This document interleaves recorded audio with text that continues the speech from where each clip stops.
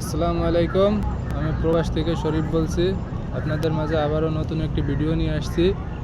ভিডিওর টপিকস হচ্ছে প্রবাসে যারা নতুন আসতে যাচ্ছে তাদের নিয়ে কিছু শিক্ষানীয়মূলক ভিডিওগুলো এমন হচ্ছে যে আপনি ভাই বাংলাদেশ থেকে নতুন অবস্থায় আসছেন, ঠিক আছে।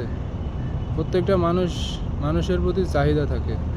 যেমন আপনি বাংলাদেশ থেকে লোন নিয়ে আসছেন, লোন নিয়ে এসে 5 লাখ 6 লাখ টাকা লোন করছেন, ফ্যামিলির একটা চাহিদা আছে। আপনি বিয়ে শাদী করলে আপনার বউ বাচ্চা ফ্যামিলির একটা চাহিদা আছে। প্রত্যেকটা মানুষেরই চাহিদা থাকে, চাহিদা ছাড়া কোনো মানুষ থাকে না। একটা প্রবাসীর যদি আর মেন্টালি ফ্যামিলির সাপোর্ট না থাকে, এ দেশে এসে কোনো কিছু করা সম্ভব না। যেমন আপনার পাশের বাড়ি এক ছেলে থাকে, সে প্রত্যেক মাসে দেখেন তার কাজ আছে, প্রত্যেক মাসে আপনার ফ্যামিলিরে 50,000 60,000 টাকা দিচ্ছে। কিন্তু ভাই আপনি বিদেশ আছেন, আপনার ফ্যামিলির আপনি 1 টাকা দিতে পারতেছেন না। কেন? আপনি এই দেশে এসে কাজ করতে পারতেছেন না, আর সে কাজ করতেছে। এইটা দেখে আপনার ফ্যামিলি আপনারে পিছাত দিচ্ছে যে অমুকের ছেলে 1 লাখ পাঠায়, তমুকের ছেলে 70,000 পাঠায়, অমুকের ছেলে বাড়ি করতেছে। বাট আপনি ভাই সৌদি আসছেন কতদিন, বিদেশে আসছেন কতদিন, সেটাই তো দেখা লাগবে। সর্বোচ্চ 6 মাস 7 মাস কিংবা 1 বছর। আপনি 1 বছরের ভিতরে আপনার রুম ভাড়া আছে, খানা খরচ আছে, তারপরে আপনার আনুষঙ্গিক এদিক ওদিক সব কিছুই মিলে আপনার মেনটেন করা লাগবে।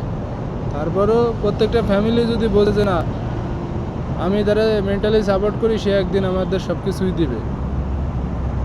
এখন আপনি যদি তারে মেন্টালি সাপোর্ট দেওয়ার আগেই যদি মনে করেন তার মনটা বিভ্রান্ত করে ফেলেন যে অমুকের ছেলে 1 লাখ, অমুকের ছেলে 1.5 লাখ, ও এইটা করতেছে সেটা করতেছে, তুই কেন পারতেছিস না। দেখেন ভাই, সৌদি আরব যারা আছে তাদের কেউই ভালো নাই।